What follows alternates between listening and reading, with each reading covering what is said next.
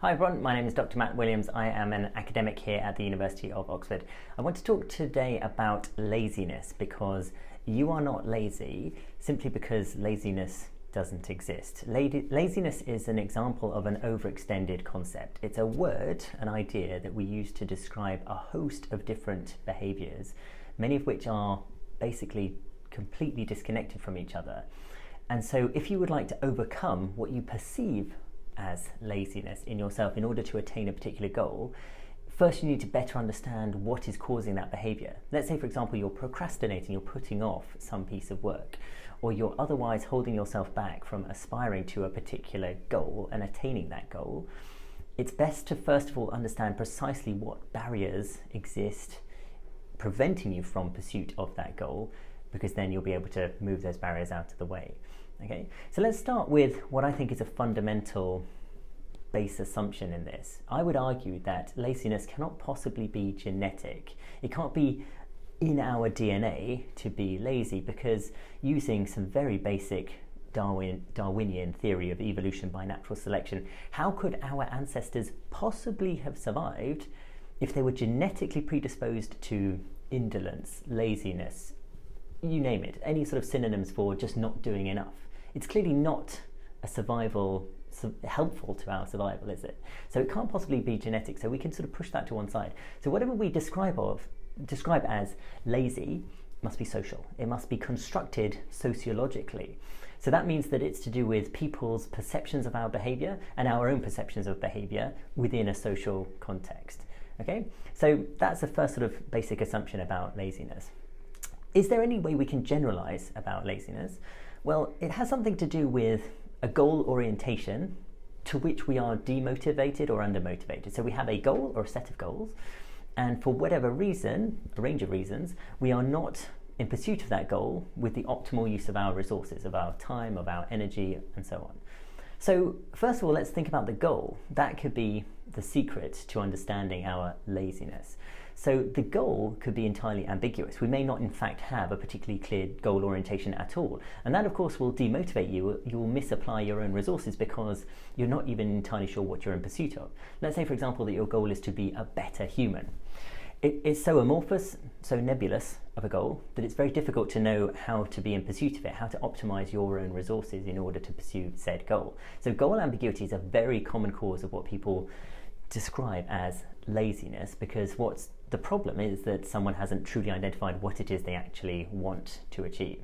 Okay, somewhat related to that, although nonetheless different, is not goal ambiguity, but lack of recognition of the goal. In other words, the goal could be someone else's goal. It may not be yours. You may not want to be in pursuit of that goal. Let's say, for example, that you feel you ought to aspire to study at a particular university like the University of Oxford, or you ought to pursue a career in medicine, but you don't really want to do that. It's not your goal. This sort of inability to recognize the goals that you're in pursuit of is where we can come up with this idea of laziness in other animals. Let's say you've got a dog and you think, my dog's incredibly lazy. What you're probably saying is that my dog doesn't want to go for as many walks as I think he ought to go for, or he doesn't do the sort of activity that I see in other dogs. But your dog, of course, doesn't recognize the same goals as you are ascribing to him or her. So that's why the dog is lazy. They're not really lazy, they just don't agree with you on what they ought to be doing. And that, of course, in a human context can again be a source of laziness, that it's relative to the perspective of others, and it's also relative to the goals. If you're not motivated to pursue a goal, perhaps you haven't really disclosed it to yourself, perhaps you're unconscious that you don't want to pursue that goal, but then of course that will be demotivating as well. Okay, so it could be to do with the goal that leads to our feelings of being lazy. Another thing could be that you actually have quite a clear goal. Let's say you do want to apply to be a student at the University of Oxford, just as an example. So you have quite a clear, specific goal in mind, but you're nonetheless demotivated in pursuit of that goal. Now again, that could be caused by very different phenomena. In fact, there are probably two sort of extreme positions that are likely to be part of the explanation. On the one hand is a sense of complacency, perhaps even entitlement, and on the other extreme could be insecurity. Very different demotivators. So let's say complacency, entitlement. Some people perhaps might think that they don't need to work particularly hard in advance of their goal of studying at, say, the University of Oxford, because they feel they just deserve it. They feel that perhaps because of their social background, perhaps because of their schooling, perhaps because of their intellect, they just somehow will walk in to a university like Oxford. That is very unlikely. And this is a symptom of someone lacking information about the admissions process, being unclear as to what it actually takes to be a student at Oxford. A similar symptom, but at the other extreme of lacking information, is insecurity. If people don't really appreciate how good they are, and they don't realise how competitive they could be, again, they will be demotivated because they'll feel like they don't deserve to apply or they don't have the ability to apply.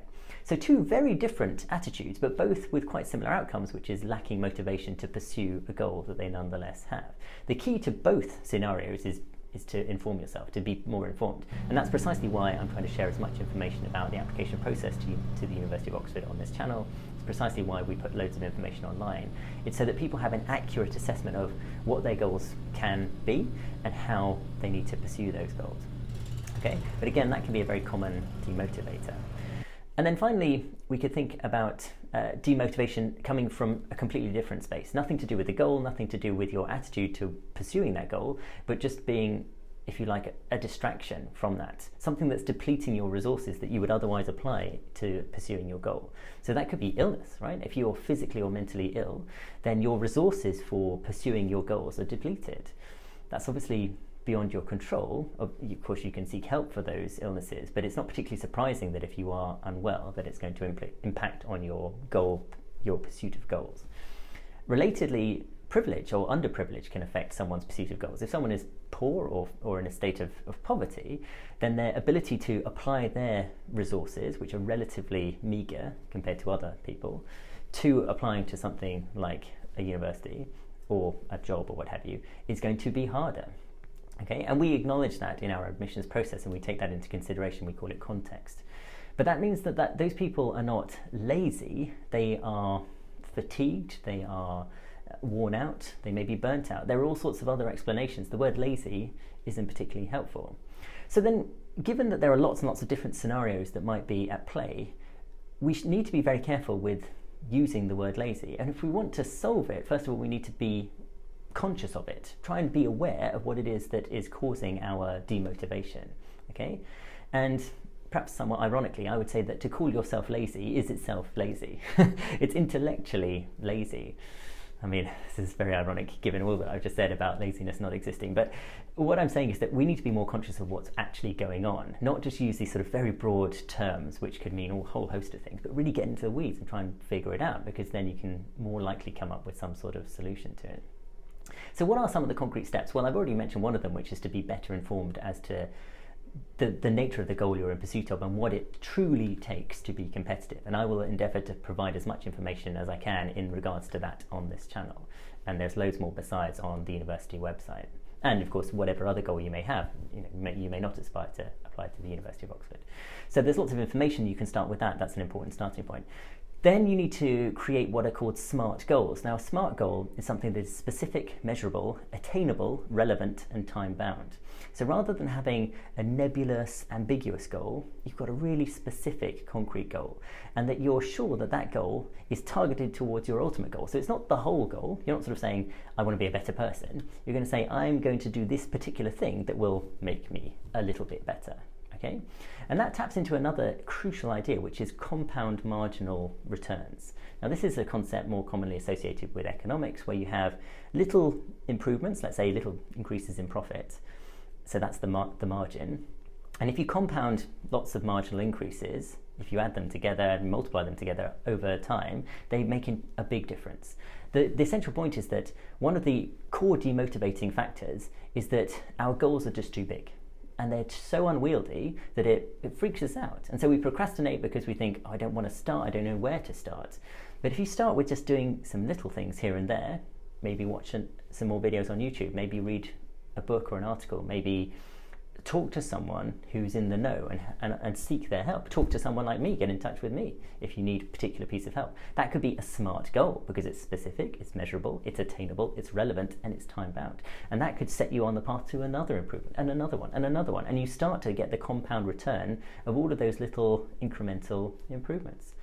Another thing related to this is what's known as the Zeigarnik effect.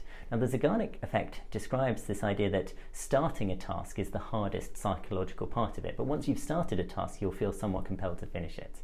It's completely intuitive. You've no doubt experienced this yourself on many occasions, that let's say you've got a big piece of work, a big assignment that you have to complete. The hardest thing to do is to just start it. There's an old proverb in Japanese which is thinking about it is harder than doing it. I've completely garbled the translation, but effectively the point is that we sit around sort of very anxious, worrying about, oh, I don't know where to start, what should I do first?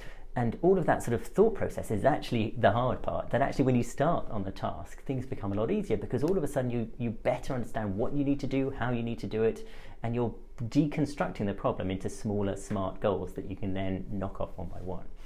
Okay, so a good piece of advice if you are procrastinating, if you are putting something off, as well as being conscious of what might be causing that procrastination, as mentioned earlier, is to just break it into smaller, smart goals that you're more likely to achieve.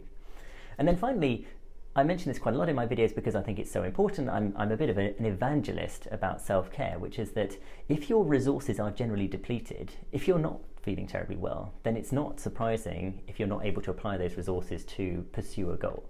And that means that you need to look after yourself. You need to make sure that you're getting plenty of sleep at the same times every night, because if you are not, then you are literally torturing yourself. You know, sleep deprivation is a very serious form of torture, and you don't want to literally torture yourself if then the following day you want to pursue quite a competitive, quite a difficult goal. So think very carefully about, are you getting enough sleep, and are you sleeping at the same times every night so that you get your body into the nice circadian rhythms.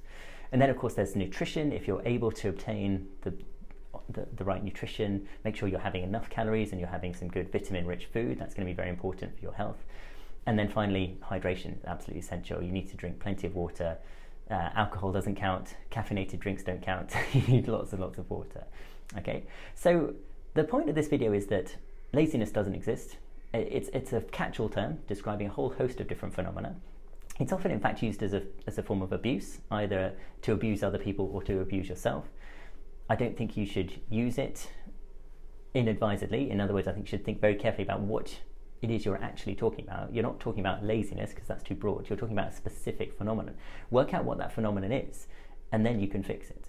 And you may want to fix it, or you may actually decide, do you know what? Maybe my goals were wrong. Maybe I didn't want to aspire to that thing. Maybe I'm happy not applying my resources to this particular thing, and you might stop beating yourself up about your laziness. Anyway, I hope this has been in some way interesting and helpful. Do get in touch if you want any help with regard to making an application to the University of Oxford. Thanks so much. I wish you all the best. Bye now.